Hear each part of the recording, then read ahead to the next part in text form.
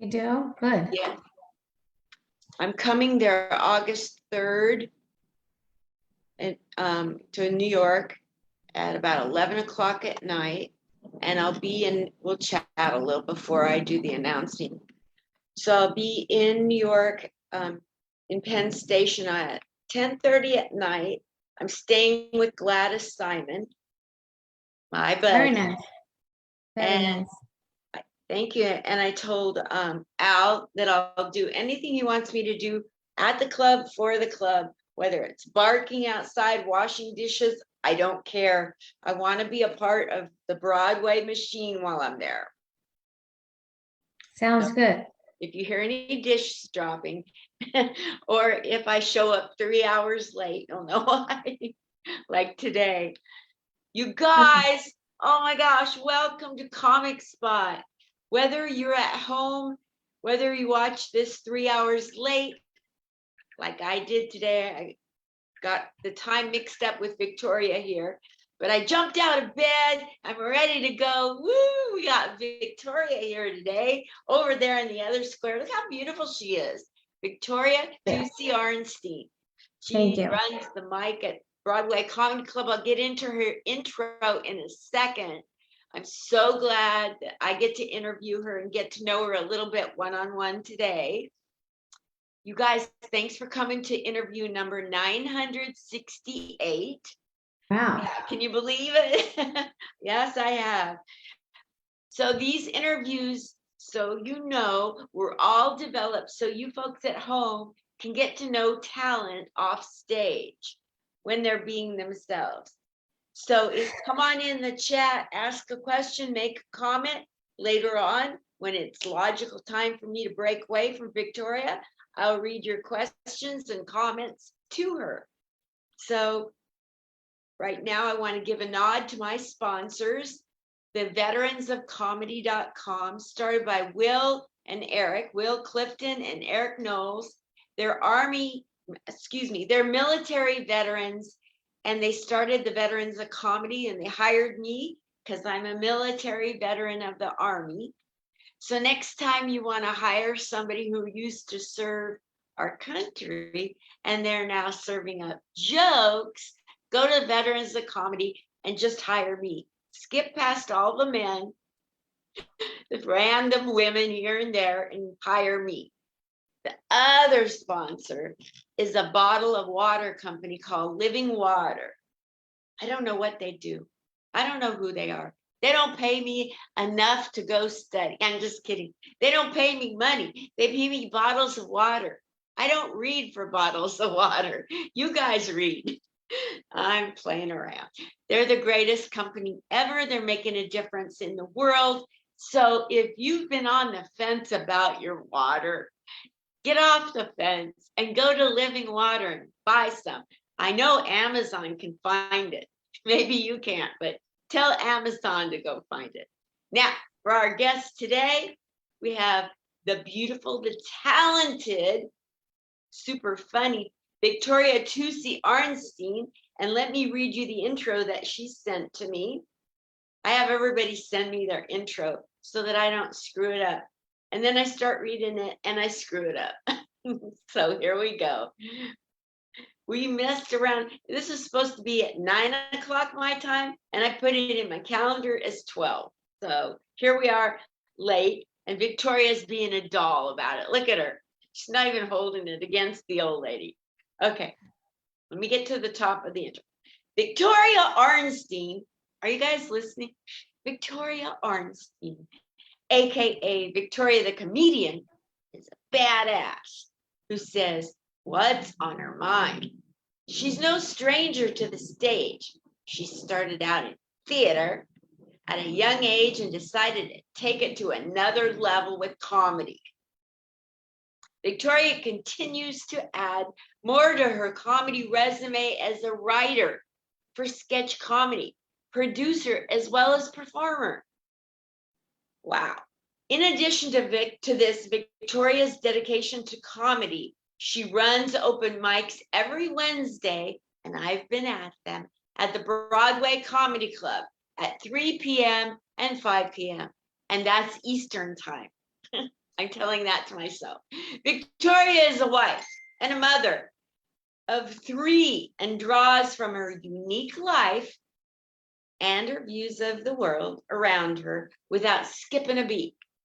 How's that for a brag? She says, that's pretty doggone good, Victoria. You got quite the charmed life. Thank you. So what part of New York are you in right this minute? I am in Manhattan, right in the heart of Central Park South, Oh, right by the Plaza Hotel? down the block. Oh my God, I love that section. A long time ago, about 3 years ago, Robin Siegel-Lakin and I went and fed the birds on a break from Broadway. I had so much fun that day feeding birds. She talks to the birds. I was just on her show, but she was in California at the time, so Nancy Levine took over. I hosted the show. Oh, wonderful. It went really well. It was a really good, my demographic is the same basically as theirs. Basically, it's the middle-aged married person. And I would do well in the Upper West and the Upper East Side of New York. But, Broadway, when we have our independent shows, we get comics that are like us. And then we have that commonality, where we understand where we're all coming from. And, Yes. it works out. It works out. So Nancy Levine came out to Vegas about 2 months ago, Victoria. Oh, And she came to Wise Guys to the mic, and I was there at the mic, and I introduced her to the owners. She went up on stage and smashed it. that's And funny because I'm sorry, but that's one of the credits she told me to say before she got on stage. Wise Guys. wow. Yeah, so it made it to her credits. Yes. And they are the ones that own the Dry Bar comedy specials. I love Dry Bar. Yeah. So when I you would come to Vegas, and I'll introduce you to the owner and the manager, if the owner's in town, Keith Stubbs. You get up on stage and smash it, and then later on you go supply them with a 20-minute video to do a Dry Bar. I would love to. I'd have to be really clean for that one, right? Yeah, well, if you do a Dry Bar special and you submit a video, that has to be clean. But at the mic and at the shows, a lot of times they'll tolerate non-clean. If they have a very clean headliner, they'll say, listen, squeaky clean. But I've done clean. I've opened for Brad Upton in Bananas, and he was on Dry Bar. I believe he got 700 million views on his, but what a nice guy, and he destroyed the room. I mean, I was floored by how much he destroyed the room 3 times in a row. He annihilated. So he's the reason a headliner goes last. Yeah. There's no question. I got to interview Brad right after he hit like 14 million. And I had interviewed another Brad the same day who did a Dry Bar, and he got like 1,400 views. So I have Brad on, and I mixed it up and said 1,400. I'm like, oh no, I'm in trouble. But yeah, Brad used to be a track coach up in my neck of the woods where I came from, in the upper left side. Yeah, we were talking about running because my husband and I are runners. So that was one thing we had in common. And then I sent him all these videos about my husband because he's 5th American in the New York City Marathon, and he's an ultra marathoner and the whole thing. And he's kind of like semi-famous in his little circle. But I sent those videos to Brad after the show, and we were talking about it the next time we saw each other. And yeah, no, great guy. I'm an ex-track runner, and I won a track race, but it was the mile, but it was the jogger's mile. Do you know what that is? No. That's where, you have that contest where you see a jar of jelly beans and you guess how many. Yeah. Well, they have that for you guess how fast you can run the race, and whoever comes the closest wins. Oh, that's cute. That's when I won. I won a 62-mile race in Vermont, What? 14 hours and 20 minutes, You ran the whole time? the whole time. Oh my I God. had no running background. I really didn't. I just used to do some races here and there, but it was my first ultra marathon, and I won it. First female. And I also Wow. won third place female in the Asbury, New Jersey Asbury Marathon. That was great. Holy Toledo. So I wrote a book called Impress Yourself. I have it right over there if you want me to show it to you, but it's on Amazon, and the link is in my Instagram bio. It was a book that I wrote. It's not a funny book. I used to be a health coach, so that was on my list to do during the pandemic. And actually, Al Martin, the owner of Broadway and Greenwich Village Comedy Club, wrote a foreword in it for me, which was Nice. nice. Yeah. What's the book about? It's basically about taking care of yourself and impressing yourself before ever worrying about impressing other people. And, as a comedian, I know how much it wrecks people's lives to try to impress other people first. But the truth of the matter is, the most impressive thing people could see is when you're confident and you impress yourself first. So what people don't realize is that, being a showman is really somebody that's completely confident inside too, of their own life. They're not just putting on a show. In order to put on a show, I think you have to like yourself. People think comedians are all depressed and the good ones are the ones that hate themselves. Maybe that's true in a lot of ways, but I don't think a really good comedian could get up there and do what they're doing successfully if they didn't have the confidence that they were good at what they were doing and that other people validated it, but they also were saying what they thought was funny, without having to apologize.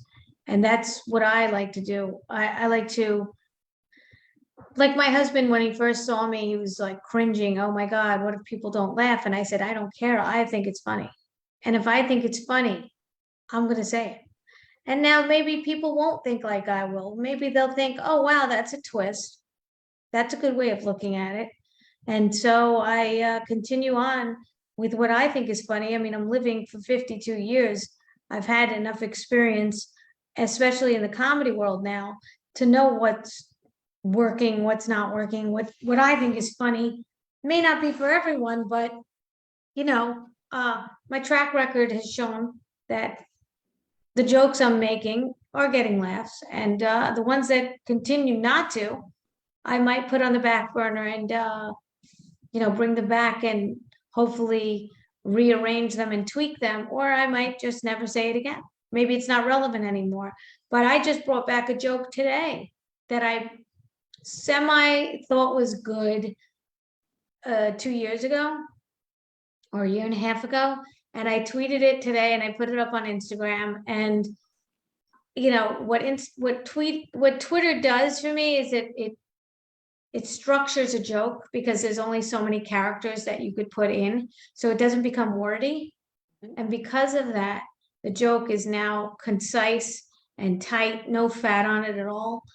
By no fat, I mean it doesn't have too many words and fluff in it where, you just want to get to the point. And it forces me to do that, so it becomes either a premise or a one-liner. And that, I think, has helped me write jokes for the last 2 years. Wow, that's great advice for people. I love that.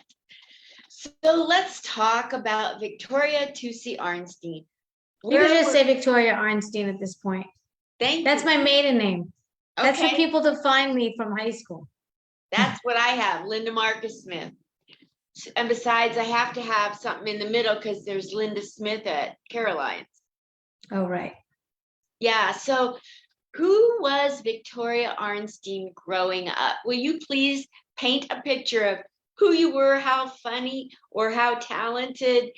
Did people see you and notice your on-stage talent, like for acting or comedy? So I wasn't a comic. I've always wanted to be in comedy since I was in my late teens and 20s.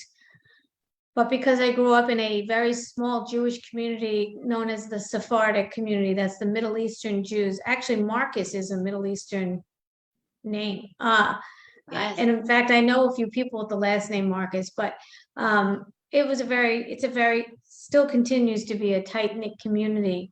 I was always a little bit more of the, not rebellious type at all, but the more of a, I don't know if I fit in 100% with their ways. So I've always had this kind of push and pull what's the word? Resistance. Mhm. Not because I didn't want to be like them, it's just that I didn't understand being like them 100%. A lot of the things were stunting growth. Women got married young. There was no real need for us to go to work or college unless we weren't married. So what happens to the rest of us if we're not married at 18 or 19 or 20? It's a scary, daunting thing because we're not primed to go to college. And but now it's changing because the new generation is, changing. But at the time when I grew up in the 70s, if I wanted to be a comedian, that was unheard of because I would never get married if that were the case. So I pushed down that desire. And then I married a guy that wasn't in my community. And he didn't realize that I wanted that until years after we were married with 3 kids. He said, you're really funny. You should probably do stand-up comedy and take a class. And I was like, what? Really? And I never told him. So I found a comedy class at Gotham, and at the time, Corey Kahaney was my teacher. Um, I'm not going to say I learned much at the comedy class, but we did have a graduation class, and my husband basically was the only guest that I brought. And they put me on stage for 6 minutes. I didn't suck, which was nice. I was in community plays when I was in my teens, so I wasn't I wasn't stage fright. So I had that for me because I used to sing solos. I'm a singer. So if I could sing a solo and remember all my lines, I was able to do 6 minutes of comedy because I also did comedic roles. Like I played Alice and the Honeymooners. I played Adelaide from Guys and Dolls. These were lead roles. So I wasn't scared of the stage. That didn't scare me. It was remembering what I had to say. Sorry about the background noise. My dishwasher's on, but it was remembering what I had to say that would be and it would plague me till this day. Till this day, oh my God, I hope I remember this joke and the tag sometimes it takes me even 10 years to come up with a tag for a joke that I've had written 10 years ago. So, Yeah. As a comic, we're constantly looking and searching to make our sets improved. And that's why when people say, I've heard this set before, I'll post a couple of times on YouTube, but it morphs. The joke takes on another life when I do it differently, different type of delivery, slow it down, speed it up, add some more tags, which I think are gold when Me too. there's a good tag. And if someone helps me with a tag, I'm always grateful. I always give them credit. I really love a good tag more than I like a good punchline because it really moves the joke on to another level, even a look that I give. And if I remember to just slow down and just realize that I'm having fun, that it's not just a job on stage to remember things, that I could actually really take it in. Hosting has also helped me to really listen to the audience and know the crowd. And what I like to do when I host, and the reason why I host my own shows is because, hosts were canceling last minute, and I was like, I better learn how to do this. So it also keeps me present in the entire show. I'm there for all the comics, I'm timing them, I'm there. But besides that, when I talk to the audience, I really want to know where they're from and how old they are and what they're doing and who they're with and where they're from. Because that way the entire room gets to feel more connected. I'm all about connecting people. Maybe it's in my DNA as a Jewish person that I have to match make. I don't know. But when like I see one's from West Virginia and the other one's from, just right near there, Washington, like I suck at geography, but I'll put them together if they're from the same place, or make a joke that, a couple is from Long Island and New Jersey, and I'm like, oh, you're a mixed marriage, because I know they're rivals in a lot of ways, but it helps me to become more adaptable, and it brings up more humor for the rest of us in the room, and for the comics that are paying attention. They'll say, oh, you're from West Virginia, I have a cousin, and then their joke continues from there. So it all happens so organically. And I'm finding that hosting my shows has given me that opportunity. And it also gives me a new muscle to do crowd work. And I think that that's so important in a show. I think the MC is a very, very important role in playing off and setting that show on fire. Because if you have an MC that's just, I've been introduced like this. Hi, coming to the stage is Victoria Arnstein. She's funny. Give it up. What? It's Oh, terrible. okay. Okay.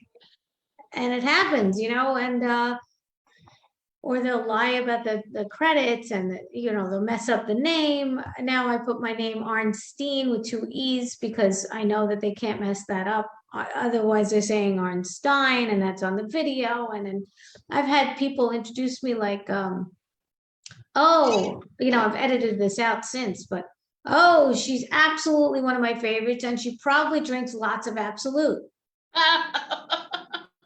No, I don't. I never drink Absolute. Like, this has nothing to do with my set. But now I'm forced to, like, go off my script opener, and then I have to play off of that, which I didn't want to do. But and also it sets off the comedian. I don't know. And then there's the thing that I do for my hosting is I'll do 5 minutes up front to get to know people and say a few jokes, and then I'll put on a strong comedian. That way the front of the show is solid, and then in the middle of the show I'll do 10 minutes. So instead of 10 and 5 in the check spot, I will do a joke in between, and I'll do 10 minutes in the middle and the heart of the show. And that way because I am putting on these shows basically to get on stage as well. Yep. I used to live in Hawaii for 7 years. I've done a lot of shows in Hawaii, and the standard there, and you get paid in Hawaii because it's a smaller community, not like New York, but a standard set was 15 minutes. So, That's I nice. got used to 15-minute sets, and I got to New York and I'm doing 5 to 6 minute sets, and you barely have time to say your name in a 5 to 6 minute set. Everybody knows stage time is precious in New York, and you're grateful for the 5 to 6 minutes, but you really have to kill in those 5, 6 minutes because they have to be completely tight. And I've been known to like get through my set because I have so many jokes. I have 45 minutes worth of jokes in a slow way. But so that's like almost an hour in a fast way. So it's constant, you want to get in that last closer, and you have to get through the joke, but it also has to be, the timing has to be. So I'm forced to learn how to do that in my open mics and the open mics that I go to, because it slows me down, but it also makes me, do the good 5 minutes that I need to work on in 5 minutes, because you have to wrap that up in 4 minutes. That's daunting. It is. You've had a lot of experience and a lot of exposure. I mean, going and hosting in Hawaii and then hosting in New York City. I can't think of anything that's more bipolar. Well, it's funny because my friend Evan Weiss, who also produces shows, he keeps telling me, why don't you do a more unique set about Hawaii and the comparisons and being a Jew in Hawaii and all that. I don't see that many things. I mean, we also had military bases come. I was afraid to do, they do have military shows there, by the way, if you ever want to get in touch with them. I do have shows that, I mean, when I first got to Hawaii, I took 3 years off because I just started in New York. And then when I went to Hawaii, I was like, I don't know the locals or the local humor. It turns out they're really big fans of local humor. When I first started out in Hawaii, I did some Jewish jokes, and it was at an open mic at 10 p.m. After their show, there were 3 people in the audience. They barely laughed. Um, and I hadn't done comedy in 3 years. Then I found out that they were doing an open mic at 8 o'clock in front of a real audience. And I took advantage of that. They had one open mic at 8 o'clock in front of a real audience. I wrote a 7-minute tight set, and it went so well that when I got off the stage, they texted me on the spot and said, "Will you do our next show paid spot?" So that was after doing 2 open mics that failed at 10 p.m. with 3 people in the audience. And I really honed in on tightening that set and making every joke hit. And every joke hit. So, and I think there were judges in the audience that night. But anyway, I ended up becoming a paid comic. Then it was harder to get on stage because more comics were coming in. Either they were military, they were just coming to the island. It was like a revolving door where the comics would leave, after just being there for serving for 3 years and then whatever. But I was basically the only Jewish New York comic, housewife comic there. So I had my niche, but I do know a guy that I hosted. I barely could say his name. It was Hawaiian. And 3 years later, he's blowing up, selling out theaters and stadiums in minutes. His name is Tamua, and I'm going to give him a shout out because I can't believe how far this man has come. He's blown up on TikTok during the pandemic, and he's local humor. So he goes to even like Oregon, and he's gone to like Vegas, where a lot of Hawaiians moved. So they feel like nostalgic. It's like an Elon Gold and Modi going to Vegas. They'll get the Jews there. You know what I mean? So this guy's getting all these people filling up stadiums within minutes. And he just started 3 years ago. Like, I've never seen anything like it, but they're loving his local humor. Would he do well in New York? Not if Filipinos and Hawaiians weren't there, I don't think so. But he's really funny for them. He's a niche. And that, I think, is helping in a big way. A lot of more people. I want to have a niche now too, like a housewife or, funny housewives or something like that. Because otherwise I don't know or see myself standing out in any way, which is why I put on shows, but also because I give opportunities to people that are just starting out as well.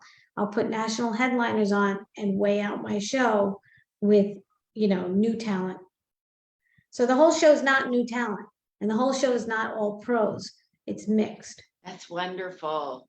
That does such a great thing for the newer comedians, even the not so new comedians, to get to say that they were on stage with like Steve Marshall. He's a regular at Broadway. Right. And or anybody that has a TV credit that they know. And also their guests have a good time. Everybody is happy in the end because people want to bash the bringer show, but it's not a complete bringer show. It's I look at it as an opportunity for everyone. The clubs stay in business. They're happy. I'm a producer. I'm happy. You're happy because your guests are happy because they saw pros. They didn't just see new talent. It wasn't a talent show. And the comedian's happy also because they're on a stage sharing it with somebody like Mark Normand or somebody that's been around that they could say that they shared a stage with. They're on the same flyer as them. It's a big deal for a new comic. I know it was for me. I've done many bringer shows that I still bring people, even though in Hawaii I was getting paid. I would take people off the street and get them in seats. I'm doing bringers till this day. I'm in this for 10 years. I believe in filling seats. I don't have an ego. I think leave your ego at the door. Everything's a bringer. Sebastian Maniscalco is a bringer because in a way he's got his PR doing the work, but if he couldn't fill those seats in Madison Square Garden, they wouldn't give him Madison Square Garden. Right. I always tell people, if you've ever been in a school play, congratulations, you've done a bringer. You brought your friends and family. Everything's a bringer. A wedding is a bringer. A graduation is a bringer. Everything's a bringer in the end because they need you. And you can find bringers if you keep your eyes open, and your heart open to just doing it. Because I have a saying, it goes like this: everybody's a dead ringer for a bringer. What's the problem? Yeah, just go out and find them. Yeah, I mean, if you don't think you're good enough for your friends and family, then you're probably not good enough for anyone else to watch. And, a lot of people do get a high when their friends and family come and see them. They just do. In the beginning, it's daunting, but when you get your set and your craft really good, you want your friends and family to come. And I'm constantly telling my friends and family to come. I've brought 50 people to comedy shows that weren't, even my shows. I'm happy to help out the club and give people, that are friends of mine comp tickets or half price tickets or whatever it is. And the club makes their money on their booze, which is fine by me. And it's a synergy. It all works in a synergy. It's a circle, and everybody should help each other and pull their weight. That's what I think. I subscribe to the John F. Kennedy School of Comedy. Ask not what your comedy club can do for you. You get the rest. Yeah. No, and even the staff is happy. I've noticed that a lot of older comics are coming to me now that want to be in my shows, and they keep coming back. And I say, well, are you going to bring your same, a month later, you're going to bring the same people? Well, they do. And guess what? They're actually asking me, why didn't I say that joke that they liked about Cardi B? Or now I'm getting requests. I'm like, that's hilarious, and now I know them in the audience. And I'm like, oh, you're going to like this joke because I remember what you said last time. It becomes almost like family night, it's kind of funny. Sometimes I'm like, okay, get on another show, go find other comics, because I'm getting the same comics because they're loving my shows. I'm packing the house. They're like, I love your shows. I want to be on your next show and your next show. I'm like, could you bring more different guests this time? So they don't have to hear my same jokes. Some of them are the same jokes. Not all. I'll add some new ones, but sometimes I have people coming up to me. I saw you in the last 3 shows, and this one was my favorite. And I love the new tag you put. I'm like, oh my God. So it's fun. And I'm happy to give them to somebody else. I'm happy to give them and have them explore other shows and stuff. I only have 5 spots for people that bring, 5 or 6 spots, and the rest I advertise. And I'm hoping that the show floats from the pros that also share the flyer. So, that's my thing. I'm not doing it for the money, but I don't want to lose money either. So somebody said, well, you're making money. I said, well, am I allowed to make money? Is that okay? I mean, are we doing this just for, some people pay new talent. I think they should pay their dues. I don't think that they should get paid yet, because the pros are the ones who work so hard to get there, and it kind of minimizes that for the pros. If people feel the need to do that, that's fine. It does hurt other producers because it shows that you're willing to put somebody up after just doing comedy 3 times and then pay them. That kind of minimizes it for the pros that have worked so hard to just get $20 to do 10 minutes. It's just, I don't know. Look, people could do what they want. I just think that it hurts the other producers. And I think that the people should pay their dues and work for it. Give them incentive to get paid. Because if they're getting paid right away, yeah, it's an incentive to bring people. You can give them a discount on tickets, or you can give them an incentive or a little bit money to get more people to come. That's fine. Or maybe a free video, something like that, incentives. But paying new talent so early on, look, it's up to the producer. Yes. It's up to the producers. That's all. I just think that they should have more of a reason to get better. And Yes, if they continue to get paid at a very early stage, I don't know. I don't know. I have mixed feelings about it. I You do know, too. I've seen a lot of people come into the scene on the East and West Coast and get picked up very fast and put on shows, and they don't have any legs underneath them. They don't have any muscle. They don't have any leg work. They don't, like when the shit hits the fan, they don't know what to do. right. Well, this is why it was so unique that this guy in Hawaii made it so quickly.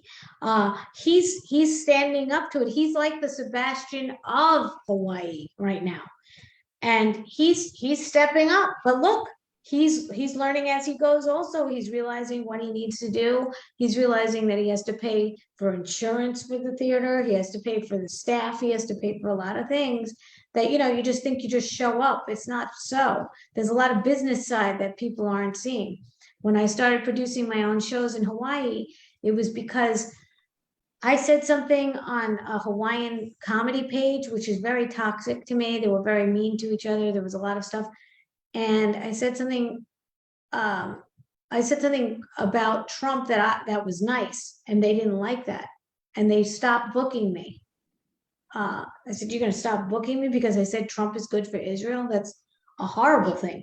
That should not even be part of that wasn't on stage. It was on an online thing.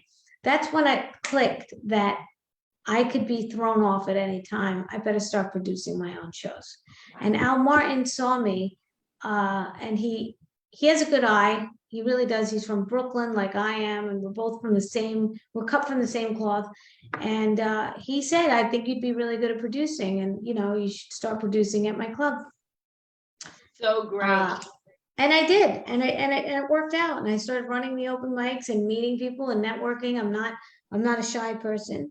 No. I'm a hustler, and I'm not a millennial. I have a good work ethic. I've raised 3 children, which is no small feat. And I think that all encompasses why I could do what I'm doing. I don't think you see a lot of fly-by-night millennials.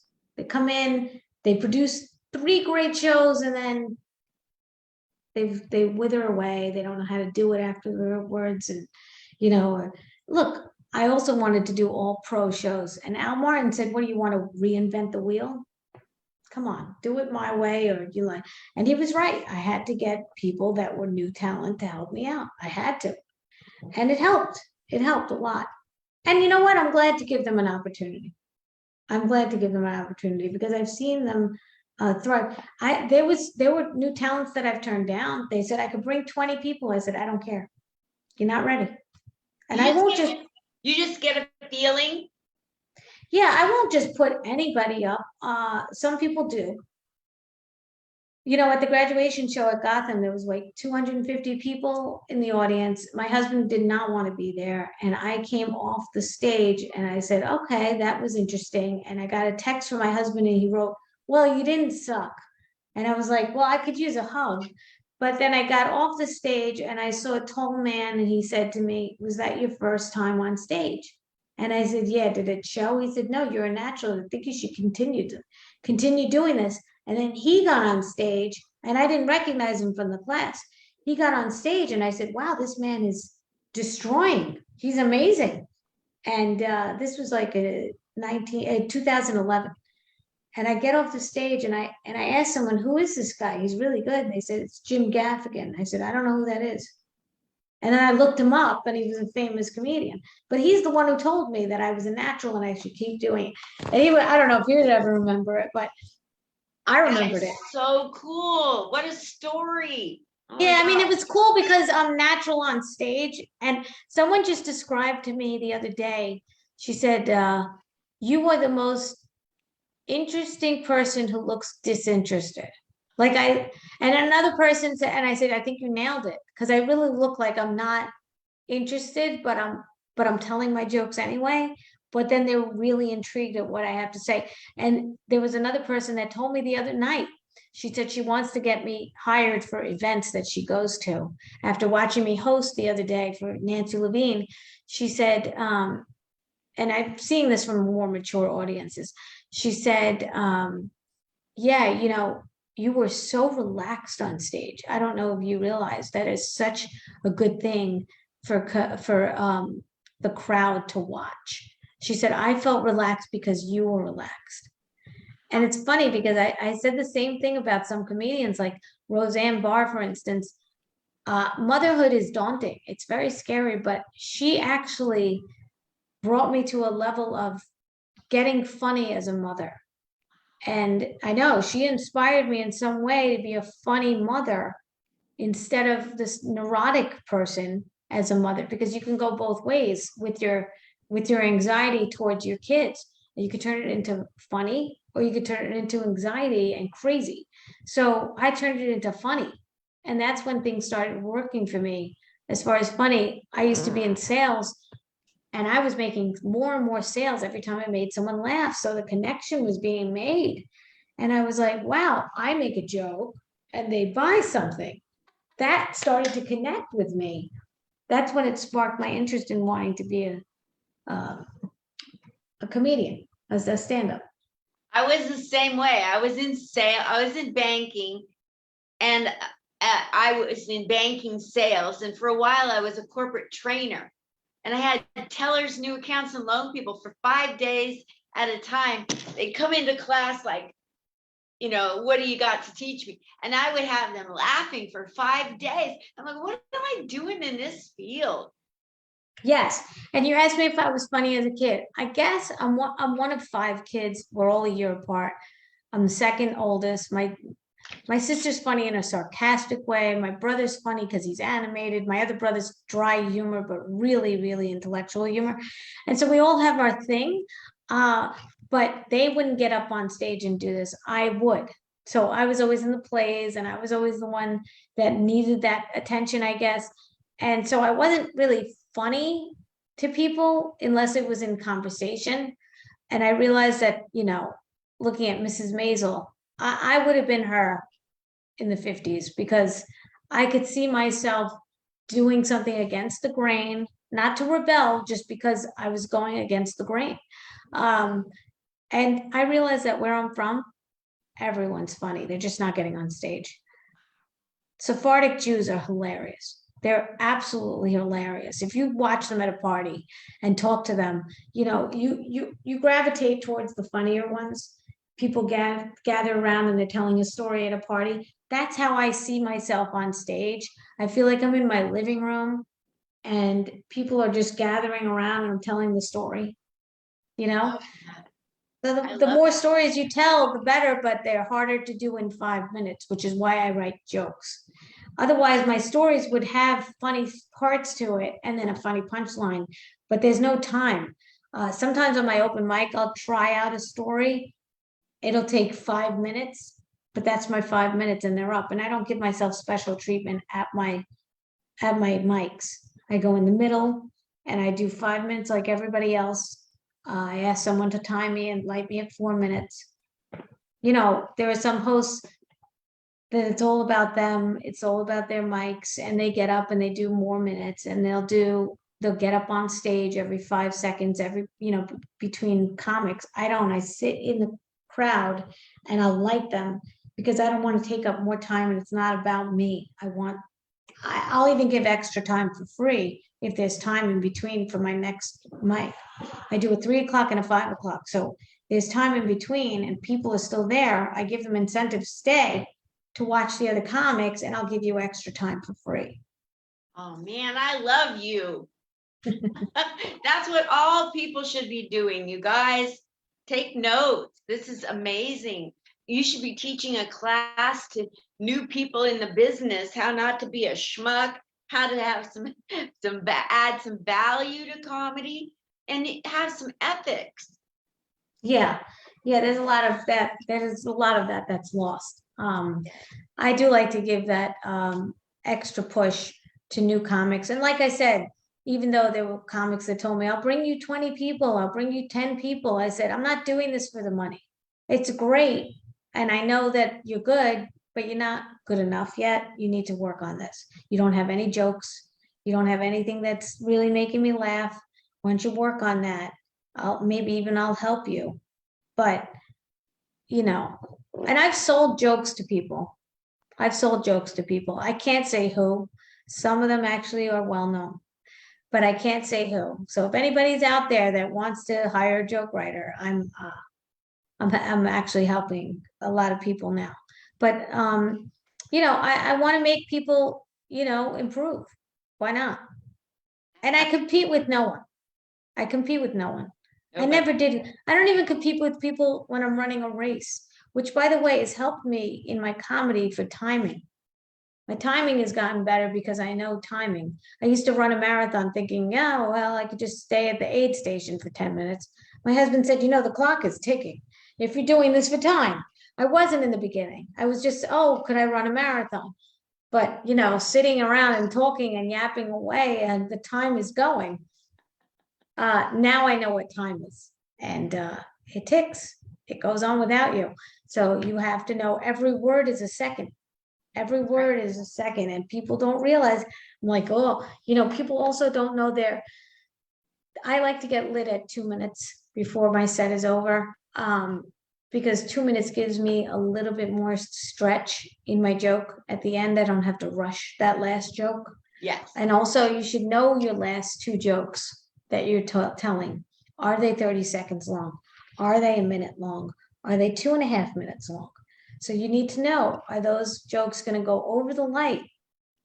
Yep. You don't want to go over that light. People have an agenda. They have other comics that have to be at other places. They can't just, go by your schedule because you're running late. Right. So comics, it's very important to not run the light. It's very important. It's very important that we know exactly how many seconds every joke takes. Yes. And factor in, what if you get some laughs? Yeah. And that's why I also think that crowd work is important because, that takes up time. That's why I like to do the first 5 minutes with crowd work, or if I'm hosting, in between the comics, I'll get to know the crowd. That way the next comic gets to know what they're dealing with. And Yes. should they put that joke in? There was somebody hosting, and they got to know some of the crowd, and I was like, oh, well, then I won't do that joke about UPS and FedEx because they don't know who that is in New Zealand. The US Postal Office. I said, they won't understand that joke. So I took that joke out, and I was happy that I knew that the audience was from Sweden and Norway. Absolutely. There's nothing like that makes me want to shake my head than when the host does crowd work and we uncover something and it's discussed and everybody laughs about it, like New Zealand, and you go into some New Zealand stuff, and then somebody will come out and say, is anybody visiting from another country? Yeah. Why didn't you pay attention? Now Well, sometimes the green room is far away and they're not allowed in the room. Like I had a packed room that I couldn't even let the comics in on because it was so packed that we could only put people that were there. So in that respect, I understand that they're doing that. What the comedian can say was, I just got here from another show or I wasn't able to come in before. Did I miss anything? I'm sorry if I'm repeating. Did we cover this? Brian Scott McFadden, very, very funny comedian. I saw him in Stand Up New York the other day doing a set, and he was, as a joke, he went down the list of, did anybody talk about, elephants coming out of a plane yet? Or something was so out of the ordinary.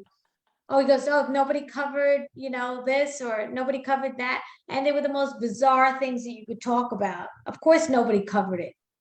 But it was funny how he went down his list of totally unique, crazy things to cover. He goes, all right, well, I guess I could talk about, well, I guess, yeah, maybe somebody already did that, right? And of course, nobody did that, which was the joke itself. A brilliant comedian. I'd give that guy a complete shout out. Like he's really unique, really good comedian. That's hilarious. Yeah. So everybody has their unique thing. I want to have something. I don't know what it is yet. I guess so far it's I look disinterested, but I'm really interesting to watch. I don't know. Yeah, that's pretty dialectical that you and so astute of that lady to pick up that you're most interested, but coming across disinterest. And that's a beautiful dichotomy for a Yeah, and it's actually, she nailed it. That's exactly what I'm trying to accomplish. But like Rodney Dangerfield has his no respect, and Joan Rivers has, oh, grow up. Everybody has their thing. Jackie Mason had, hey, mister, I'm talking to you. Hey, miss. So everybody has their thing, you know? Which, by the way, I was very friendly with the late Jackie Mason. And he used to naturally laugh at my jokes that were in my set, but he didn't know they were in my set yet, because he hadn't seen it. So he would naturally laugh, and then I would know, okay, this one's going in. This one's going in because he's naturally laughing at this, and he's naturally laughing at that. I had a joke that that happened completely by accident. My husband was very angry with me because he was working all the time and I wasn't. I was a stay-at-home mom, but my kids were in school. So now I had all this free time. And he says, I feel like all I do is work for you. That's all I'm doing is working for you. What are you doing? And I said, oh my God. And he was so angry. But I broke the anger with, and this could have gone any way. He could have really gotten really upset. I said, oh my God, honey, that's how you feel? Wait a minute, we don't have a prenup. You're right. You do work for me. Break time's over. Time to get back to work. Who said you could talk to me this long? Break time is over, you know, and I switched it and he laughed. And that's when I said, okay, that's a bit. But he could have punched me too. It would have been, and he would have been right for doing it. At that point, I understood, because I was like, you're right. You do work for me. That's hilarious. But it became a joke because, you know, I was basically trying to break it with humor. I break situations that are very nerve-wracking with humor. Like if I'm at the airport and I'm waiting online, or, you know, or I'll make like, I'm killing it at the Walgreens on the checkout line. I'm freaking awesome on that line. I can make people laugh on that line like nobody. Like nobody. In a yoga class, I'm the only one cracking jokes. It's Like, does anybody else see how this teacher's on crack? Like, what's going on here? Like, what's wrong with her? You know, like, I mean, the yoga instructor said namaste. I said, no, I'm not staying. The whole crowd laughs. Anywhere you can get it, anywhere you can make people laugh, I say break up the whatever tension is going on and cut it out with some laughter. And and make a dark joke to raise awareness. I have Hitler jokes. Me too. I have Hitler jokes, I have suicide jokes, I have pedophile jokes, all to raise awareness, shed the light onto a dark situation. What's better? I mean, it's a horrible subject anyway, so you might as well just make it funny. I have a self-deprecating joke about an abortion. You know, I'm not proud I had an abortion, but I had an abortion, and it's self-deprecating, and it's a great way to bring awareness. Yeah. To stupid mistakes you make when you're young, you know? You know what I don't understand? You know what I don't understand? There's a lot of people that talk about abortion, never had an abortion, don't know anything about it, but they're all for it. And I said, did you ever think of those people that had the abortion and have psychological, emotional problems from it today? No one thinks about those people. No one thinks about all the, not to get political or anything, but I'm like, you know, how about maybe discuss having a relationship instead of the abortion. Like maybe that's a thing. Maybe parents should get involved. Maybe, you know, like, you know what I'm saying? Like no one thinks of the ramifications of an abortion. They just think, just get rid of the baby. But what about all the other stuff that's attached? Well, sometimes you get an abortion, you can't have another child afterwards because they do something where you can't have another child. No one talks about all that stuff. So I put that in jokes too. Now it's very hard to be political on any side. Yes, so hard. Especially in New York City. If you say anything against their agenda, it becomes like a pullback. You divide the room. I know that I'm pulled back when they're saying horrible things. It's like enough already. You know, it's the same. Trump is orange. It's like we get it already. It's exhausting. You know, when I watch the open micers do the same jokes about the same thing, and it's like, okay, can we move on? Let's start with, there's so many subjects.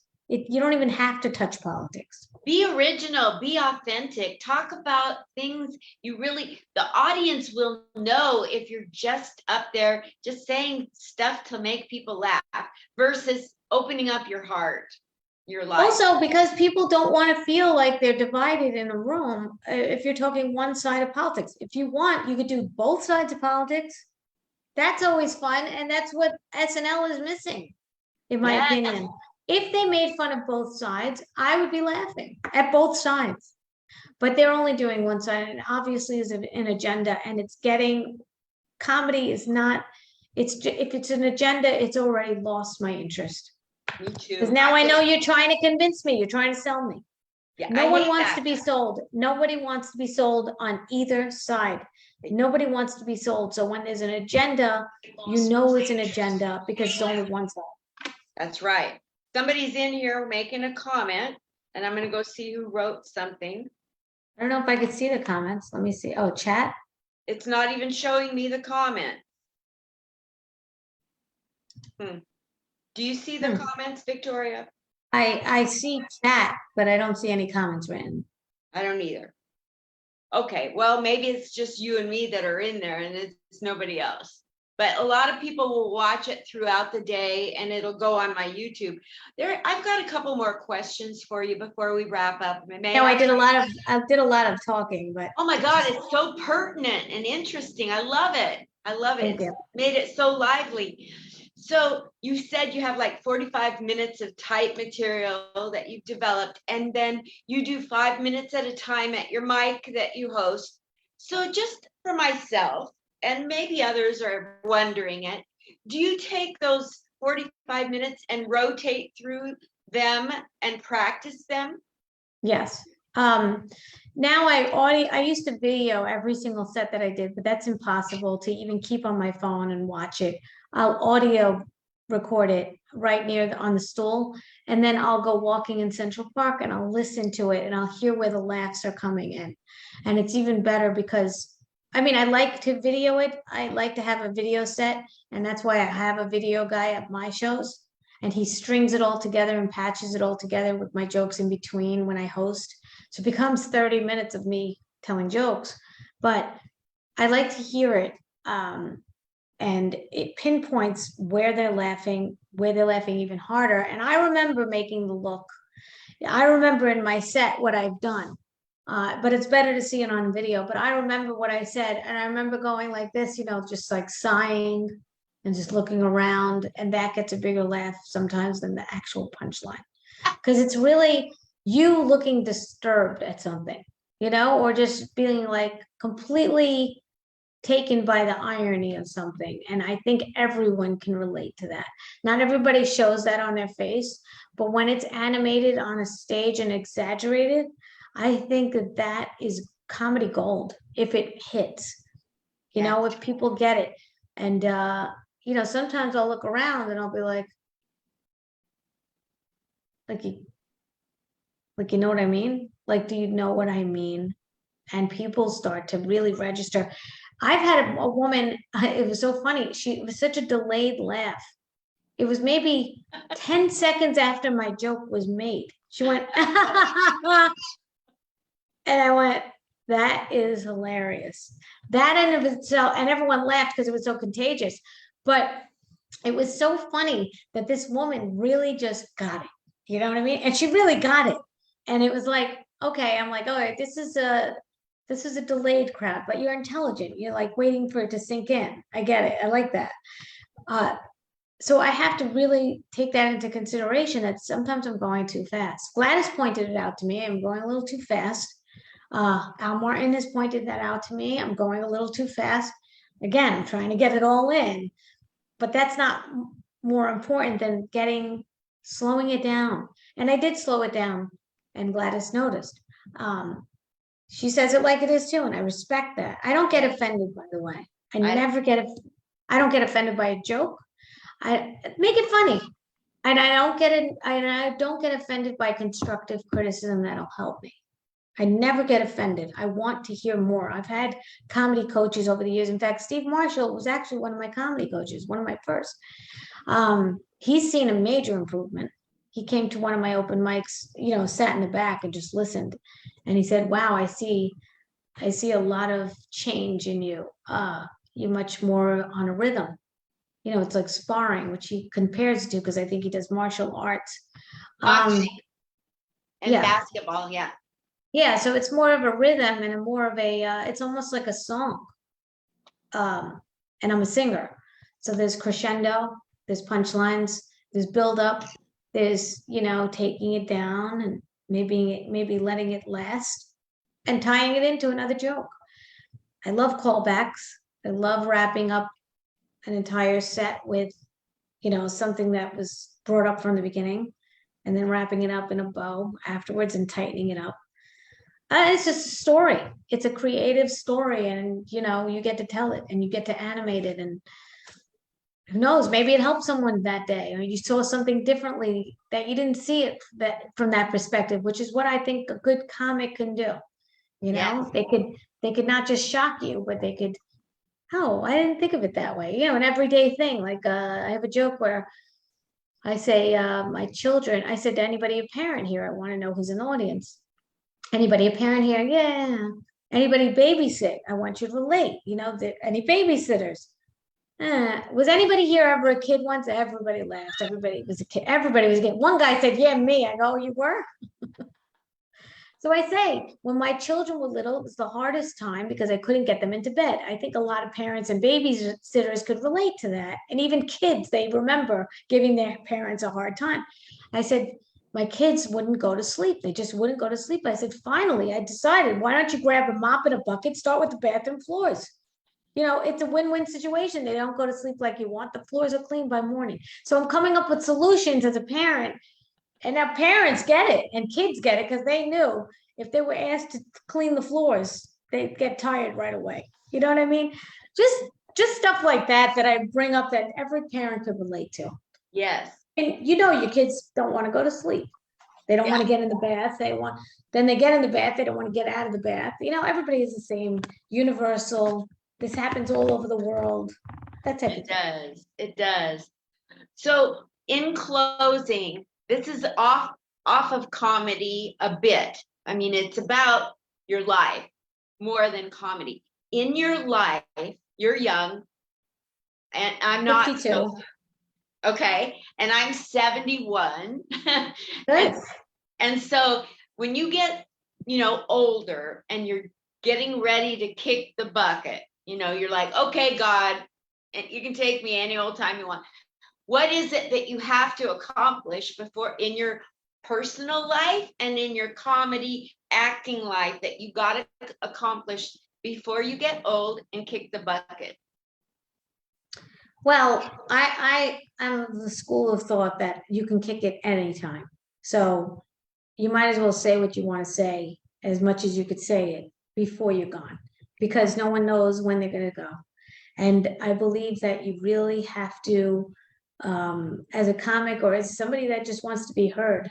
And I think that that's why YouTube does so successfully, because everybody wants to believe that their footprint is going to make a difference in some way. And, we just have to say what we have to say before it's too late.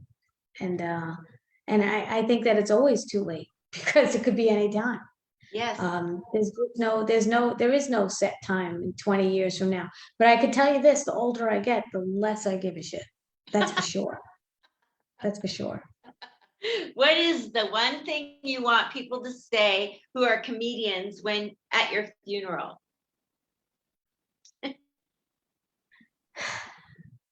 She said it like it was. She said it like it was.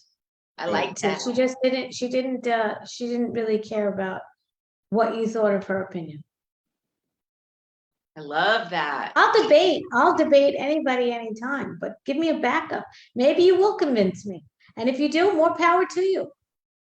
I'm not telling people not to debate me. Debate me. I would love it. I would love to be changed if I'm thinking the wrong thing. But until you get to convince me, I'm going to say it like it is. That's awesome, man. I have enjoyed the heck out of getting to know you. Thank you so much. Tell everybody where you're going to be performing I think I did one of your podcasts before. It was years ago. That could be, you I think know, so. that's I'll be performing this Thursday, actually, June 23rd at 7:30 at Broadway Comedy Club. I will be there hosting my show. If anybody wants to show up, please do. I would welcome you there. And we're having a great headliner on, Ryan Beck, and a lot of other pros. And who knows, if you want to be on a show, come to my open mic, audition, send me a clip. Here. And follow me on Instagram, Victoria the Comedian. Before I get banned, I'm always banned, which is a good thing. It's a good thing. It means that I'm really telling it like this. That's it. All right. So the best place to help your numbers on social media. Best place to help my numbers. Instagram, Victoria the Comedian. That's about it. I really don't have anything. I'm not the best marketer. I always said Jews are not good at marketing. Jesus was a Jew. He only had 12 followers. The second he became Christian, billions of followers. We need help. We're funny, but we don't market well. It's a problem. My dad would have loved that joke. Oh my Okay. God, that's funny. You should see my joke about Jesus and Muhammad being friends. Oh, it's a killer. Thank you so much. Thank you very Victoria much, Linda. Arnstein. Thank you, Bye. Linda. Thank you, everyone. Bye-bye.